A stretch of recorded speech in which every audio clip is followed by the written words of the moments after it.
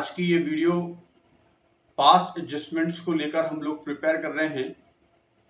पास adjustment का मतलब है एडजस्टमेंट इन क्लोज अकाउंट।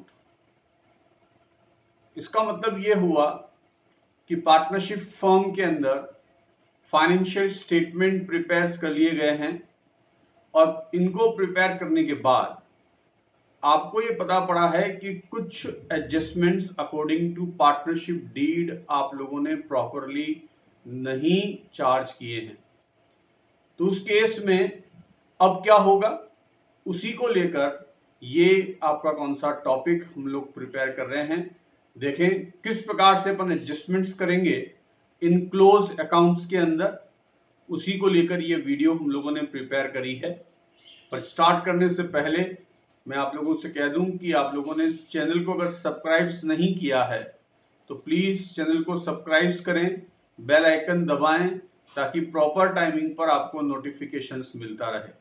और आपकी तरह जो स्टूडेंट्स हैं, चाहे वो किसी भी स्कूल से रिलेटेड हो, उनको जरूर ये वीडियो सेंड करें ताकि उनकी भी हेल्प हो सके। स्टार्ट करते हैं आज की ये वीडियो। पास एडजस्टमेंट का मतलब क्या है, सबसे पहले अपन इसको देखें। Some time after the final account have been prepare and the partners capital account are close, it is found that certain item have been wrongly treated. Generally the following type of errors are made. देखो final account बनाने के बाद, यानी partnership firm में आपने final account बनाने का मतलब हो गया कि एप्रोप्रिएशन अकाउंट, आपके partners capital account, balance sheet ये बना के आपने क्लोज कर दिया है।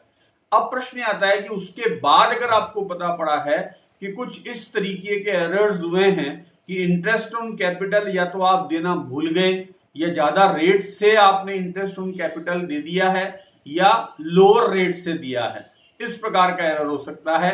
Interest on drawings may be omitted और charge at the higher and the lower rate, ऐसा भी हो सकता है। Salary, commission and any outstanding expenses has been omitted, आप चार्ज करना ही भूल गए आपके कौन सा नेट प्रॉफिट में से।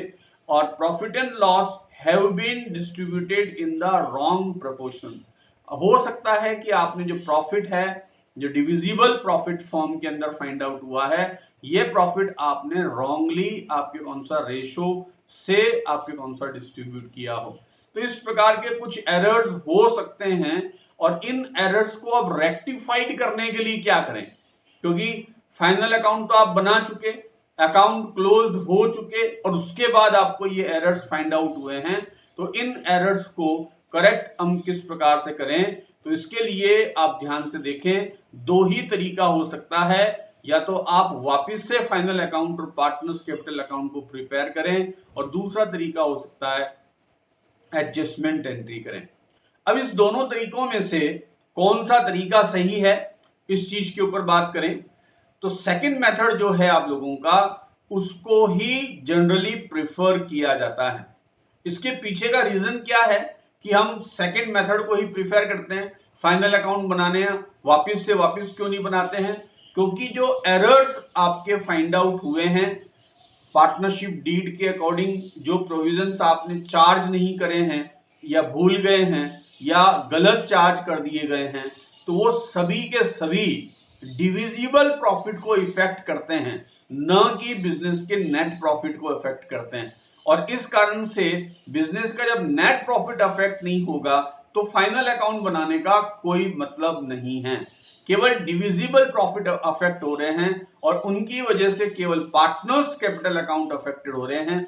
दैट्स व्हाई ये डिसाइड किया गया, या जनरली यही कॉन्सेप्ट सेकंड मेथड को ही अडॉप्ट किया जाता है कि एक एडजस्टमेंट एंट्री प्रिपेयर कर ली जाए ताकि नेक्स्ट ईयर की स्टार्टिंग में इस एडजस्टमेंट एंट्री से पार्टनर्स कैपिटल या पार्टनर्स करंट अकाउंट को एडजस्ट करके आपके कौन सा इन एरर्स को रेक्टिफाइड कर लिया जाए।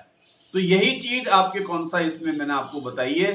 The second method is generally preferred because such आपके error does not affect the total profit of the firm, they only affect the divisible of profit among the individual partners, so there is no need to prepare the final account. The adjustment may be directly made in the partners capital and current account at the beginning of the next year as the case may B.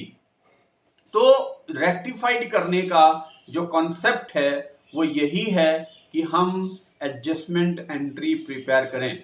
अब इस adjustment entry के preparations को लेकर भी दो तरह के treatments हैं। This error and omission may be rectified in two way, दो तरीके से हम कर सकते हैं। एक तरीका है by passing the single adjustment entry with the net effect of कौन सा एरर एंड ओमिशन। आप जो भी एरर्स एंड ओमिशंस हुए हैं उनका नेट कंक्लूजन निकाल के केवल एक जर्नल एंट्रीज प्रिपेयर की जाए, जिसको आप कौन सा नेक्स्ट ईयर की स्टार्टिंग में पार्टनर्स कैपिटल अकाउंट के अंदर पोस्टेड कर देंगे, तो ये सारा का सारा एरर रेक्टिफाइड हो जाएगा। तो या तो एक एंट्री के द्वारा हम कर सकते हैं, या ऐसा हो सकता है कि हम सभी एरर्स के लिए सेपरेटली एंट्री पास करें। ये दो तरह के कॉन्सेप्ट आपके क्वेश्चंस आपके कौन सा एग्जामिनेशंस में आपसे कह सकता है, और इसमें से भी मोस्ट प्रोबेबली सिंगल एंट्री वाला जो एडजस्टमेंट है वो ज्यादा आप लोगों से पूछा जाता है।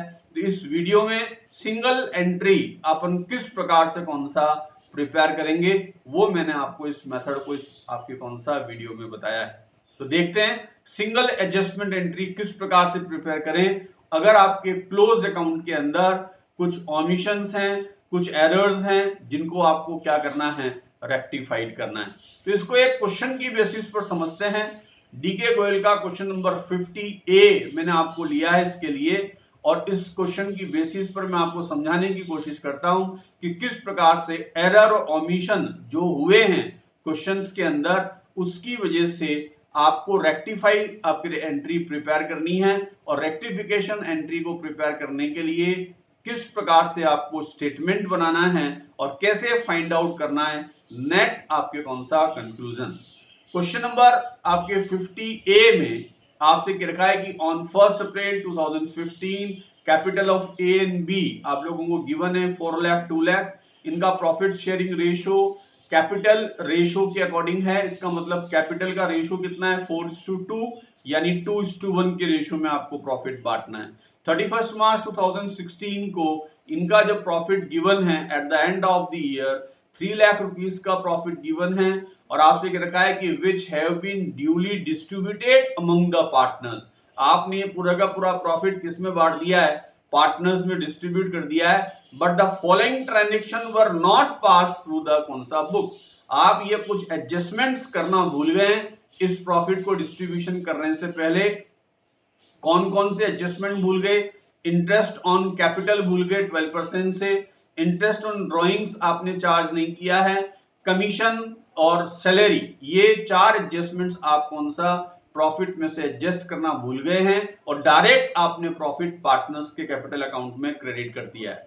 अब आपको क्या कह रहा है क्वेश्चन में, you are required to pass the journal entry on 1 April 2016 which आपके will not affect the profit and loss account of the firm at the कौन सा same time will rectify the कौन सा error। अगले साल का net profit affect ना हो ऐसा हम क्या करें, तो उसके लिए आपको एक रेक्टिफाइड एंट्री प्रिपेयर करने के लिए कहा जा रहा है। और क्वेश्चन में क्या लिखा है, जनरल एंट्री बनानी है। एंट्री का मतलब सिंगल एंट्री, और एंट्रीज लिख दे तो इसका मतलब वो सेकंड कॉन्सेप्ट लेना है, हर एक एरर के लिए सेपरेट एंट्री बनानी है। अभी आपको बोला है कि जनरल एंट्री बनाना है, यानी सिंगल एंट्री कॉन्सेप्ट को आपको अडॉप्ट करना है। अब इस सिंगल एंट्री आपके कॉन्सेप्ट को अडॉप्ट करने के लिए क्या तरीका है, मैं स्टेप बाय स्टेप आपको बता रहा हूं, उस चीज को ध्यान से आपको सुनने की जरूरत है। सबसे पहले तो आपको एक स्टेटमेंट प्रिपेयर करना पड़ेगा। उसका फॉर्मेट कुछ इस तरीके से होगा। इसके फॉर्मेट में आपको सबसे पहले देखें, पर्टिकुलर का कॉलम होगा जिसके अंदर उन सभी आइटम्स को लिखेंगे जो एरर्स हैं जिसका लेकर या जिसको लेकर ओमिशंस हैं, वो सब इसमें मेंशन किया जाएगा। फिर एक कॉलम मैंने बनाया है डेबिट क्रेडिट सिंबल का। ये डेबिट क्रेडिट सिंबल क्या है, ये भी इस चीज को मैं बताऊंगा। उसके बाद जितने पार्टनर्स हैं उतने पार्टनर्स के कॉलम बनेंगे। यहां पर ये ध्यान रख लें, पार्टनर्स के कॉलम का मतलब है पार्टनर्स कैपिटल अकाउंट के कॉलम है। ये किसके कॉलम है? पार्टनर्स कैपिटल अकाउंट के कॉलम है। यानी जब भी अपन इसके अंदर कोई भी चीज एंट्री करेंगे तो आपके दिमाग के अंदर माइंड में पार्टनर्स कैपिटल अकाउंट होना चाहिए कि particular item partners capital account में कहां मेंशन किया जाएगा, डेबिट में कि क्रेडिट में, और उसका जो जवाब आपके माइंड में आता है उसी का सिंबल आपको फर्स्ट कॉलम में लिखना है कि वो पार्टनर्स कैपिटल के डेबिट में आएगा कि क्रेडिट साइड के अंदर आएगा। और जो टोटल का कॉलम है ये रिप्रेजेंट करता है फर्म को कि इस आपके पर्टिकुलर आइटम का फर्म के ऊपर क्या इफेक्ट पड़ेगा, तो ये टोटल कॉलम फर्म को रिप्रेजेंट करता है। अब मैं इसको क्वेश्चंस को करके बता रहा हूं कि भाई इसमें क्या एरर्स हुए हैं। तो जनरली अपन को पता है कि 4 प्रकार के एरर्स हुए हैं। इंटरेस्ट ऑन आपके कैपिटल चार्ज नहीं किया, सैलरी कमीशन नहीं दिया, तो ये 3 adjustment, interest on capital, commission and salary, firm के लिए एक्सपेंसेस हैं और पार्टनर्स के लिए क्या है, उनकी इनकम है। ये चीज आपके दोनों माइंड में होना चाहिए। और इंटरेस्ट ऑन ड्रॉइंग्स रिवर्स है, फर्म के लिए इनकम है और पार्टनर्स के लिए क्या है, एक्सपेंस है। तो हमको पहले इन चारों का नेट कंक्लूजन निकालना है कि पार्टनर्स को कितने रुपए देने हैं या पार्टनर्स से कितने रुपए लेने हैं। ये चीज अपन को पहले फाइंड आउट करनी है। तो सबसे पहले अपन पार्टनर्स की इनकम जो इंटरेस्ट ऑन कैपिटल है उसको शो करें नंबर 1 पे। तो इंटरेस्ट ऑन कैपिटल मैंने कैलकुलेट कर लिया है 12% से दोनों पार्टनर्स की कैपिटल पर पूरे 12 मंथ का। 4 लाख के ऊपर 12% से आपके 12 मंथ का इंटरेस्ट 48,000 और 2 लाख के ऊपर 12% से पूरे 12 मंथ का कितना आपके इंटरेस्ट ऑन कैपिटल आएगा 24,000 आपके 1000। और टोटल आपके कौन सा फर्म के ऊपर कितना इफेक्ट पड़ेगा 72,000। अब देखना पार्टनर्स कैपिटल में इंटरेस्ट ऑन कैपिटल कहां पर आता है, क्रेडिट साइड के अंदर अपन मेंशन करते हैं, इसलिए सिंबल जो मैंने लगाया है वो क्रेडिट सिंबल आपके कौन सा मेंशन किया है। अब इसको आप इस प्रकार से समझें कि पार्टनर्स को कितना देना है वो अपन ने उनके अकाउंट में क्रेडिट कर दिया और फर्म को कितने का लॉस होगा 72,000 रुपीस का होगा। ये चीज आपको पैरेलल में कौन सा मेंशन करनी है। फिर बात करते हैं कि सैलरी आपको दे रखा है ए को मिलेगी, ए की सैलरी कहां जाएगी पार्टनर्स कैपिटल के क्रेडिट साइड में, इसलिए सिंबल मेंशन किया है क्रेडिट और ए के अंदर मेंशन कर दिया 50,000। और ये 50,000 रुपए की ए की सैलरी भी फर्म के लिए एक्सपेंसेस है, तो वो टोटल कॉलम में कितना आ जाएगा 50,000। कमीशन की बात करें कि बी को कमीशन मिलेगा तो बी के लिए तो इनकम है, इसलिए उसके कमीशन आपके पार्टनर्स कैपिटल के क्रेडिट साइड में मेंशन करेंगे, बट फर्म के लिए लॉस है तो उसको कहां पर टोटल के अंदर मेंशन करेंगे 20,000। अब इस इनकम का अपन नेट टोटल लगा लें कि नेट कितने रुपए इनकम के रूप में आपको चार्ज करना है। ए को नेट देना है 98,000 रुपीस और बी को नेट इनकम के रूप में देना है 44,000 और फर्म को टोटल लॉस कितने का हो गया 1,42,000 रुपीस का। अब इसमें एक इनकम का एडजस्टमेंट है इंटरेस्ट ऑन ड्रॉइंग्स, हम उसको एडजस्ट कर लें। Interest on drawings partners capital में कहां पर आता है, पार्टनर्स कैपिटल के डेबिट साइड में आता है। दैट्स व्हाई यहां पर सिंबल मैंने मेंशन किया है डेबिट का।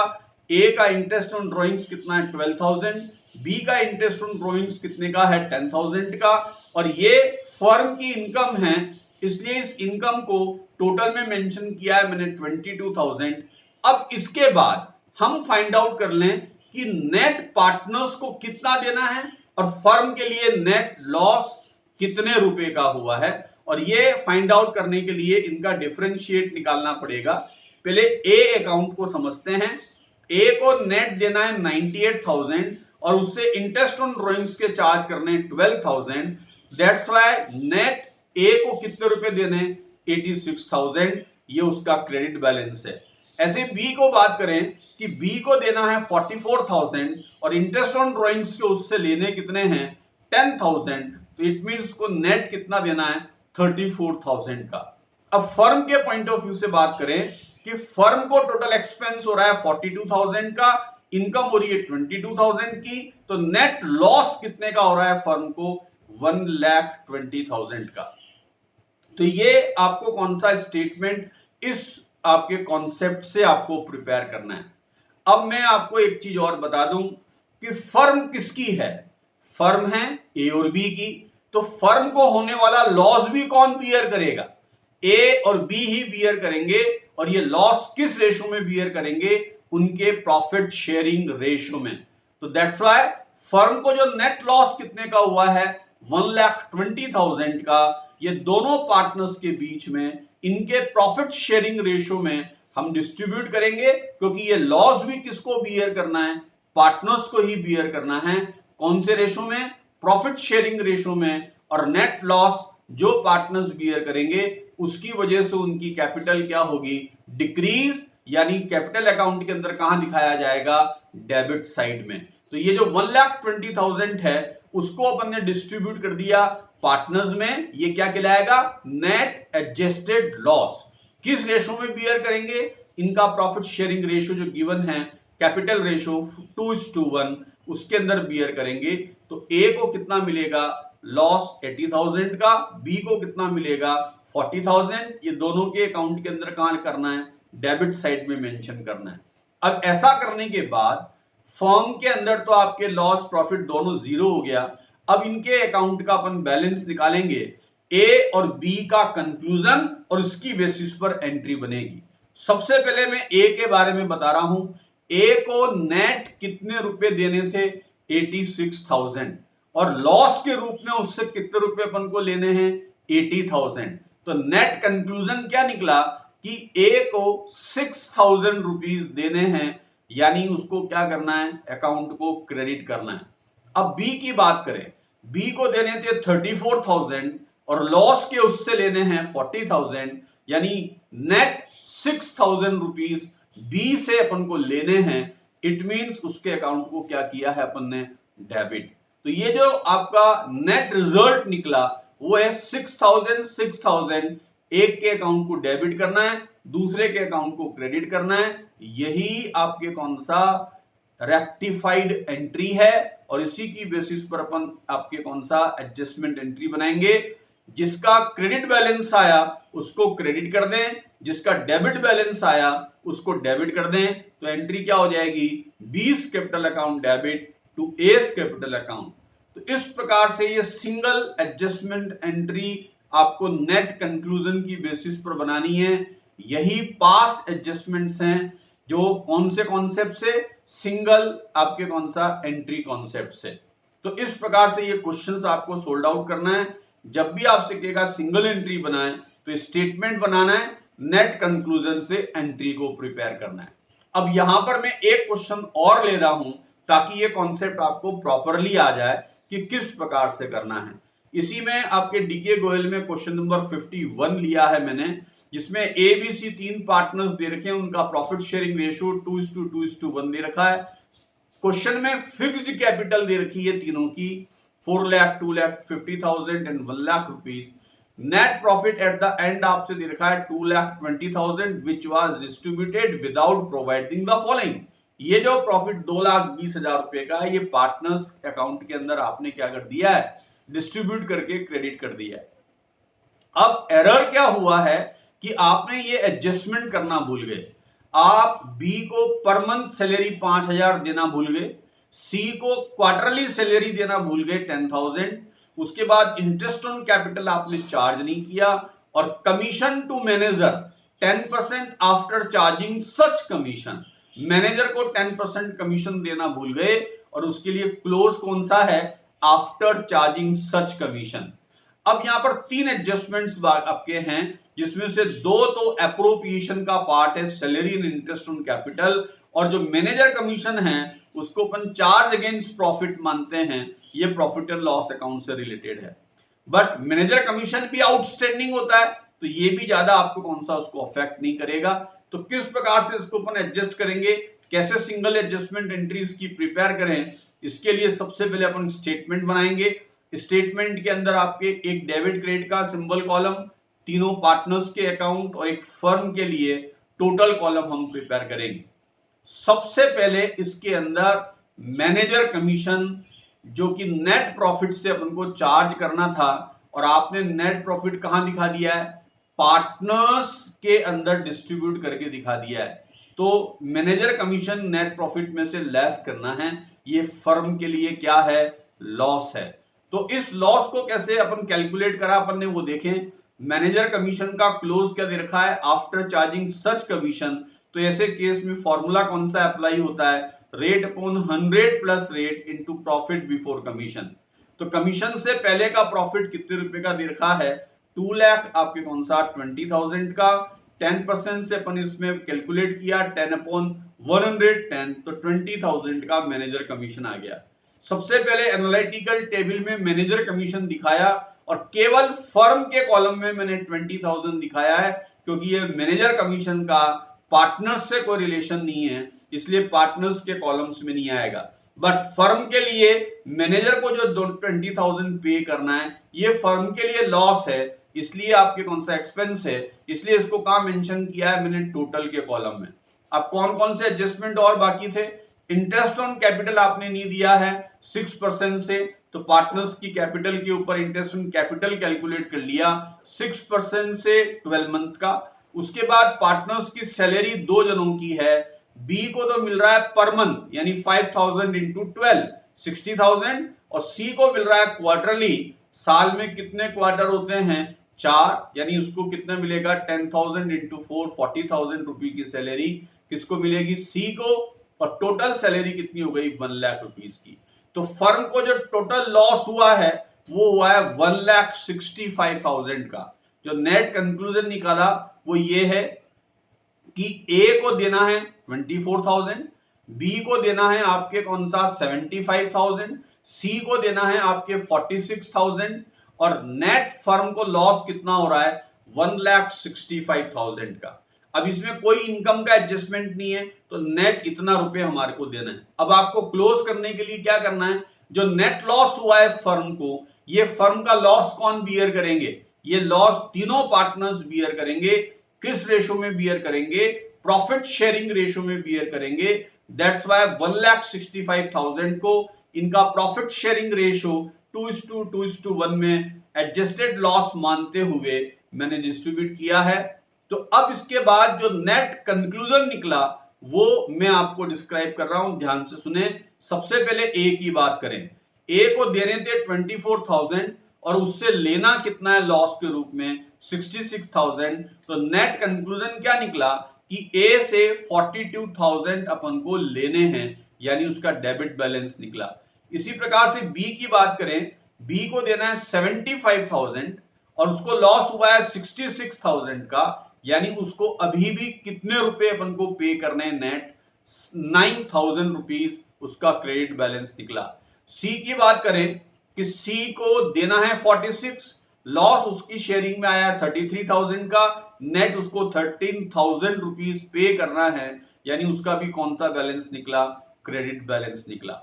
अब मैं इसकी एडजस्टमेंट एंट्री इसकी बेसिस पर प्रिपेयर कर रहा हूं, तो ध्यान से देखें, ये डेबिट क्रेडिट का टोटल इक्वल आना चाहिए। इसमें इक्वल इसलिए नहीं आया क्योंकि मैनेजर कमीशन 20,000 भी इन्वॉल्व होगा। अब मैनेजर कमीशन को लेकर अपन ने काफी डिटेलिंग से पहले पढ़ा हुआ है, आपको याद होना चाहिए कि मैनेजर कमीशन पर्टिकुलर ईयर में आउटस्टैंडिंग कमीशन के रूप में चार्ज किया जाता है। तो यहां पर भी जो 20,000 का मैनेजर कमीशन है वो भी आउटस्टैंडिंग मैनेजर कमीशन है। ये फर्म के लिए हमारे लिए क्या होगी, लायबिलिटी। तो जो एडजस्टमेंट एंट्री बनाएंगे तो उसके अंदर आप देखें किस प्रकार से इसको मेंशन करेंगे। सबसे पहले ए का करंट अकाउंट डेबिट किया है। अब ये करंट अकाउंट कहां से आ गया, ऊपर ही ऊपर देखें आप, स्टार्टिंग में क्वेश्चन में क्या लिखा है, इनकी कैपिटल कौन सी है, फिक्स्ड है। कैपिटल फिक्स्ड होने का मतलब जो भी इनकम लॉस है एक्सपेंस है सब किस में जाएगा, करंट अकाउंट में जाएगा। तो एडजस्टमेंट एंट्री अकाउंट में कैपिटल लिखने की बजाय क्या लिखेंगे अपन, करंट अकाउंट। दैट्स व्हाई ए का अपन को 42,000 से अकाउंट डेबिट करा है, तो एस करंट अकाउंट क्या हो जाएगा, डेबिट। फिर बात करते हैं बी को अकाउंट को क्रेडिट किया है कितने रुपए से, 9,000 से। सी का करंट अकाउंट क्रेडिट करा है 13,000 से। और आउटस्टैंडिंग मैनेजर कमीशन ये फर्म के लिए लायबिलिटी है, इसलिए इसका लायबिलिटी का क्रेडिट बैलेंस होता है, तो उसको 20,000 से क्रेडिट करेंगे, तब ये एंट्री आपकी कौन सा मैचअप होगी 42,000 की। तो ये एडजस्टमेंट एंट्री नेक्स्ट ईयर की स्टार्टिंग में आप करेंगे। इससे इस एरर का क्या हो जाएगा, रेक्टिफिकेशन हो जाएगा। ये कौन सा कॉन्सेप्ट है रेक्टिफिकेशन का, सिंगल एंट्री सिस्टम, यानी आपके केवल एक एंट्री करने से ही आपके कौन सा सारे एरर्स का रेक्टिफिकेशन हो जाएगा आपके कौन सा क्लोज्ड अकाउंट के अंदर। तो ये क्लोज अकाउंट के एडजस्टमेंट्स हैं जिसके अंदर मैंने आप लोगों को बताया कि अगर आज सिंगल एंट्री आपको प्रिपेयर करनी है तो किस बेसिस पर करनी है, उसके ये 2 क्वेश्चंस मैंने आप लोगों को दिए हैं। अब बात करते हैं कि जो नेक्स्ट वीडियो मैं लेकर आ रहा हूं उसके अंदर आप लोगों के कौन सा प्रैक्टिकल क्वेश्चन पास एडजस्टमेंट्स को लेकर ही मैं लेकर आ रहा हूं। 3 से 4 क्वेश्चन और पास एडजस्टमेंट्स के मैं टिपिकल जो होंगे वो मैं इस नेक्स्ट वीडियो में लूंगा। और जो सेकंड मेथड है कि आपके अगर हर एक एरर्स की सेपरेट एंट्री की जाए तो उसका ट्रीटमेंट कैसे होगा वो भी मैं नेक्स्ट वीडियो के अंदर लेकर आ रहा हूं। Thank you.